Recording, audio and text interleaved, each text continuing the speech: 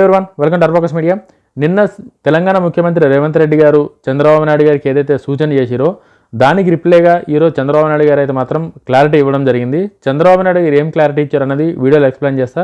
వీడియోగా నచ్చితే లైక్ చేయండి, షేర్ చేయండి, ఛానల్ సపోర్ట్ చేయండి. రీచ్ ఎక్కువ వస్తే ఇంకొంచెం మంచి వీడియోలు చేయడానికైతే ఈజీ ఉంటుంది, ఇంట్రెస్ట్ కూడా పెరుగుతుంది. చంద్రబాబు నాయుడు గారు ఏమన్నారంటే రేవంత్ రెడ్డి గారికి, నేను ఎప్పుడైనా తెలంగాణతో గొడవ పడ్డానా? గోదావరి బనకచెర్ల ప్రాజెక్టు అడ్డుకునేందుకు పోరాటం చేస్తామన్న సీఎం రేవంత్ రెడ్డి గారి వ్యాఖ్యలపై సీఎం చంద్రబాబు నాయుడు గారు, తెలంగాణతో నేను ఎప్పుడైనా గొడవ పడ్డానా? వాళ్ళతో పోరాటం ఎందుకు? కట్టుకోవాలని ప్రాజెక్టులు కట్టుకోండి. కాళేశ్వరం కడితే నేనేమైనా ఆపిన్నా? తెలంగాణ వాళ్ళతో పోరాటం చెయ్యను. పైనుంచి నీళ్లు వాడుకోకపోతే కిందికే వస్తాయి. గోదావరిలో మిగిలిన నీటిని వాడుకుంటాం. బనకచెర్లతో ఎవరికీ నష్టం లేదని చెప్పి మాత్రం చంద్రబాబు నాయుడు గారు చాలా క్లియర్గా, అంటే ఎక్కడ కూడా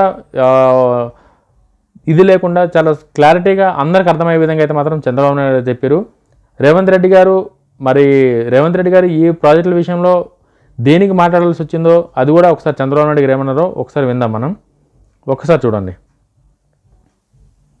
తెలంగాణ కానీ ఆంధ్ర కానీ తెలుగు కమ్యూనిటీ ఎందుకు మనం ఇష్యూస్ చేసుకుంటున్నాం?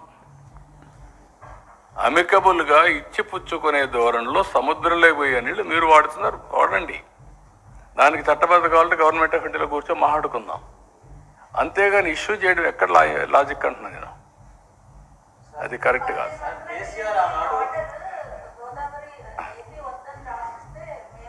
అదేమ్మా, ఎవరికెవరు రాసిస్తారు? కరెక్ట్ కాదు. ఆర్గ్యుమెంట్ ఏదైనా చేయొచ్చు, అంటే చట్టం కానీ న్యాయం కానీ అందరికీ సమానంగా ఉంటాయి. మనం కొట్లాడుకుంటూ వచ్చే లాభం. నేను ఎందుకు కొట్లాడలేదు? తెలంగాణ పైన ఎప్పుడైనా గొడవ పడ్డానా? వై? నా థియరీ ఒకటే, గొడవ పడితే ప్రజల్ని మభ్య పెడుతున్నాం మనం.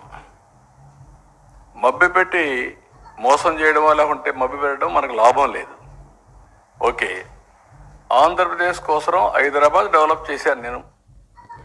చంద్రబాబు నాయుడు చాలా క్లారిటీగా ఏం చెప్పారంటే, గొడవపడి ఏదో పబ్లిక్కి దీని గురించి ఒక రాజకీయ లాభం కోసం టాపిక్ని డైవర్ట్ చేసినట్టయితే తప్ప దీనివల్ల రెండు రాష్ట్రాలకు ఒరిగేది ఏం లేదని చెప్పేసి ఆయన ఎక్స్ప్లెయిన్ చేయడం జరిగింది. నిజంగా నాకు తెలిసి చంద్రబాబు నాయుడు గారు కూడా తెలంగాణ నిజంగా ఇప్పుడే కాదు, ఇంతకుముందు కూడా ఎప్పుడూ చంద్రబాబు నాయుడు గారు తెలంగాణకు వ్యతిరేకంగా మాట్లాడలేదు. తెలంగాణ ప్రాజెక్టుల విషయంలో కూడా చంద్రబాబు నాయుడు గారు ఎప్పుడూ వ్యతిరేకంగా మాట్లాడలేరు. ఆయన చాలా క్లారిటీగా ఉన్నారు. ఎందుకంటే తెలుగుదేశం పార్టీ తెలంగాణలో పుట్టిన పార్టీ. ఇప్పటికీ తెలంగాణలో చాలా అభిమానులు, ఓటు బ్యాంక్ ఉన్న పార్టీ. పరిస్థితుల దృష్ట్యా ఒక్కొక్కసారి అనుకున్న రిజల్ట్ రాకపోవచ్చు.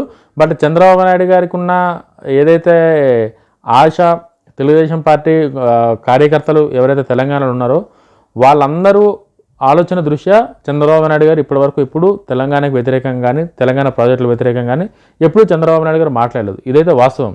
నిన్న రేవంత్ రెడ్డి గారు సూచన చేశారు కాబట్టి ఓకే, సూచన చేయడంలో రేవంత్ రెడ్డి గారు తెలంగాణ ముఖ్యమంత్రిగా ఉన్నారు కాబట్టి ఇప్పుడున్న పరిస్థితుల ప్రకారం రేవంత్ రెడ్డి గారు మాట్లాడింది కూడా తప్పేం కాదు. ఎందుకంటే ఇప్పుడున్న సిచ్యువేషన్స్ ప్రకారం, ఇప్పుడున్న రాజకీయాల ప్రకారం, తెలంగాణలో ఉన్న సిచ్యువేషన్ ప్రకారం రేవంత్ రెడ్డి గారు మాట్లాడారు.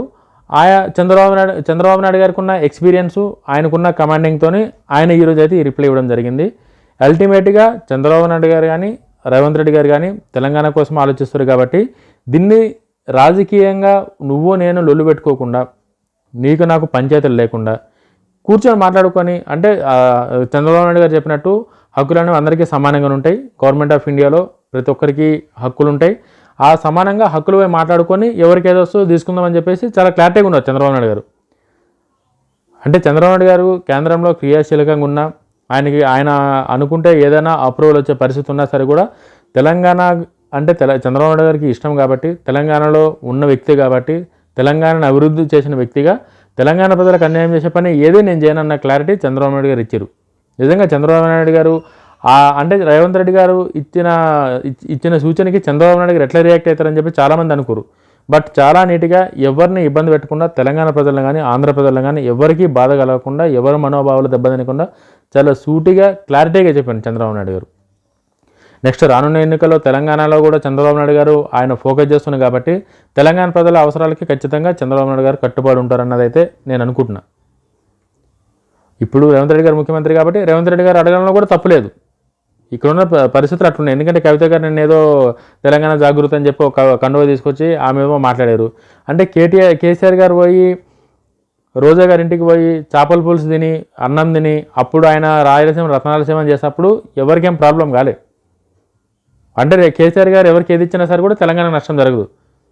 రేవంత్ రెడ్డి గారు వచ్చి ఏదైనా మాట్లాడితే తెలంగాణ నష్టం జరుగుతుంది. కొన్ని అట్లా డైవర్ట్ చేస్తారు చాలామంది. అది కరెక్ట్ కాదు. అప్పుడు కేసీఆర్ గారే కావచ్చు, ఇప్పుడు రేవంత్ రెడ్డి గారే కావచ్చు, చంద్రబాబు నాయుడు గారే కావచ్చు, ఎవరైనా సరే కూడా తెలంగాణ ప్రజల అవసరాలను దృష్టిలో పెట్టుకుని మాట్లాడతారు. కాబట్టి నిన్న రేవంత్ రెడ్డి గారు సూచన అట్లనే ఉంది, ఈరోజు చంద్రబాబు నాయుడు గారి రిప్లై కూడా అట్లనే ఉంది. సో అల్టిమేట్గా 2 రాష్ట్రాలు బాగుండాలన్నది చంద్రబాబు నాయుడు గారి కోరిక, చంద్రబాబు నాయుడు గారి ఆలోచన. దానికి తగ్గట్టే నెక్స్ట్ ఎలక్షన్లకి ఇక్కడ కూటమి తెలంగాణలో కూడా బలపడదామనుకుంటుంది. కాబట్టి చంద్రబాబు నాయుడు గారు తెలంగాణకు అన్యాయం జరగనీయకుండా ఆలోచిస్తున్నాడని చెప్పి చంద్రబాబు నాయుడు గారి మాటల ద్వారా ఈరోజు అర్థమైంది.